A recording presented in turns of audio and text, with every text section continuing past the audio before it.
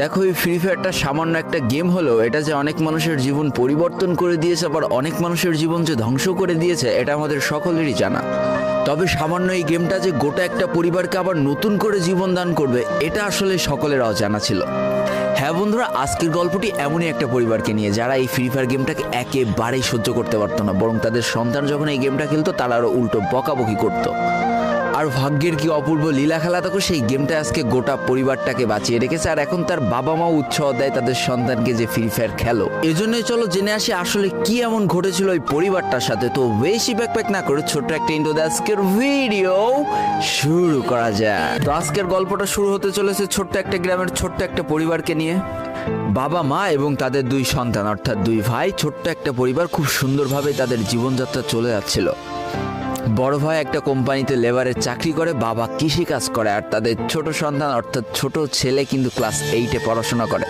দারিদ্রতার বেড়াজালে আটকে পড়া পরিবারকে সাপোর্ট দেওয়ার জন্য তাদের বড় ভাইকে খুব অল্প বয়সে কাজে চলে যেতে হয়েছে।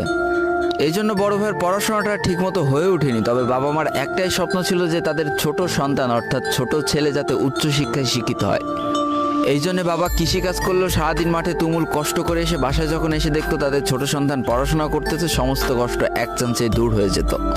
আর তাদের ছোট সন্তান পরিবারের অভাব দেখতে দেখতে বড় হচ্ছে, তো তাই সে একটা সময় ঠিক করেই ফেলে যে তাকে অনেক বড় হতে হবে, লেখাপড়া করে অনেক বড় মানুষের মতো মানুষ হতে হবে।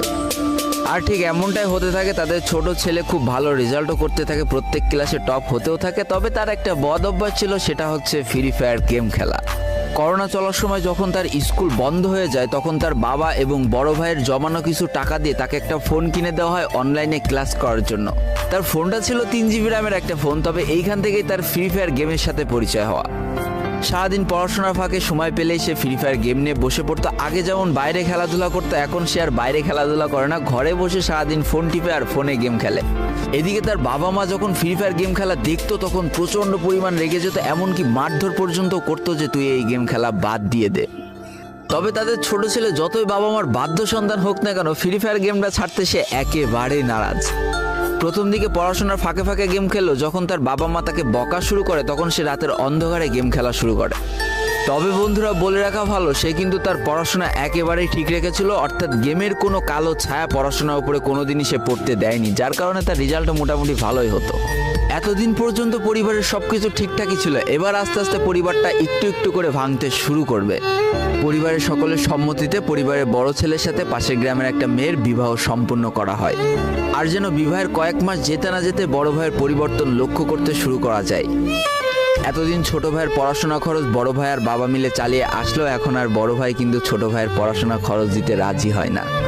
তবে তাতেও খুব একটা ফারাক পড়ে না, কারণ তাদের বাবা এখনো শক্তভাবে তাদের পরিবারটাকে ধরে রেখেছে, অর্থাৎ বাবা কিন্তু কৃষিকাজ করে তাদের পরিবারটা খুব সুন্দরভাবে চালিয়ে নিচ্ছিল। তবে বলে রাখা ভালো, হাতের 5টা আঙুল যেমন এক হয় না, পরিবারের প্রত্যেকটা সন্তানের মন মানসিকতাও কিন্তু এক হয় না। কিছুদিন পর বড় ভাই পুরোপুরি আলাদা হয়ে যায়, তার বউকে নিয়ে নতুন করে সংসার তৈরি করে। এমনকি একটা পর্যায়ে যে বড় ভাই তার পরিবারকে অস্বীকার করে দেয়, অর্থাৎ একটা টাকাও আর পরিবারে দিত না, সমস্ত টাকা সে নিজের সংসারেই খরচ করত। 4 জনের পরিবারটা ভেঙে যায় এখন 3 জনের পরিবার হয়ে গেল, বাবা মা আর তাদের ছোট সন্তান। এখন পুরো পরিবারের দায়িত্বটা বাবার উপরে পড়ায়। দিনরাত 24টা ঘন্টা হাড় ভাঙা খাটুনি করা শুরু করে দেয় তাদের বৃদ্ধ বাবা। এদিকে তাদের ছোট সন্তান সবটা কাছ থেকে দেখে অনেক কষ্ট পেত, তারপরেও তার করার কিছুই ছিল না, তাকে পড়াশোনাটা চালিয়ে যেতেই হবে, কারণ বাবা মার একমাত্র স্বপ্ন তাকে পড়াশোনা করে মানুষের মতো মানুষ হতে হবে। এদিকে বলে রাখা ভালো, পড়াশোনার পাশাপাশি কিন্তু সে ফ্রি ফায়ার গেমটা অনেক ভালো মতো খেলা শিখে গিয়েছিল। তার 3 GB র্যামের ফোন একটু ল্যাগ দিলেও মোটামুটি ভালোই খেলা যেত স্মুথ গ্রাফিক্সে। এমনকি সে আস্তে আস্তে টুর্নামেন্ট খেলাও শুরু করে। আর এখান থেকে যে টাকায় পেতো, 50 টাকা, 100 টাকা, 200 টাকা যা পেতো, সেই টাকাতে তার পরীক্ষার বই খাতা কিনতো, যাতে তার বাবার একটু কম পরিশ্রম করা লাগে, কম খাটনি করা লাগে। হাই রে, পরিবারের বড় ছেলে পরিবার থেকে আলাদা হয়ে গেল, আর ছোট ছেলে চিন্তা করছে বাবার কিভাবে কষ্ট কম করা লাগবে। এরই মাঝে সে একদিন চিন্তা করে, সে তো টুর্নামেন্টে অনেক ভালো পারফরমেন্স করছে, তাহলে তার একটা ইউটিউব চ্যানেল খোলার দরকার, অন্তত টুর্নামেন্টের ম্যাচগুলো ইউটিউবে ছাড়লো, যদি কপালে ভালো কিছু লেখা থাকে। এমনই একদিন তার একটা টুর্নামেন্ট চলছিল, সে বারান্দায় বসে বসে টুর্নামেন্টটা খেলছিল, আর ঠিক সেই সময় তার বাবা হাড় ভাঙা খাটুনি করে মাঠ থেকে কেবলই বাসায় ঢুকছিল। এমন সময় তার ছেলের পড়াশোনা বাদ দিয়ে গেম খেলা দেখে বাবা প্রচণ্ড পরিমাণ রেগে যায় আর ফোনটা ধরে একটা আছাড় মেরে দেয়, যার কারণে তার ডিসপ্লেটা ফেটে যায়। সেই দিন সে ভাঙা ফোনটা আঁকড়ে ধরে অঝরে কেঁদেছিল, তার সমস্ত স্বপ্ন যেন এক নিমিষেই শেষ হয়ে গিয়েছিল। তারপরে সে স্কুলে যাওয়ার জন্য যে টাকা পেতো সেই টাকাগুলো জমিয়ে জমে একটা সময় তার ফোনের ডিসপ্লেটা ঠিক করে, আর ডিসপ্লে ঠিক করতে 1500 টাকা লেগেছিল, আর সময় লেগেছিল প্রায় 4.5 মাস। আর এই 4.5 মাসে সেই ইউটিউব চ্যানেলের যে জিমেলটা ছিল সেই জিমেলটাও সে ভুলে যায়, অর্থাৎ তার ইউটিউব চ্যানেলটাও নষ্ট হয়ে যায়।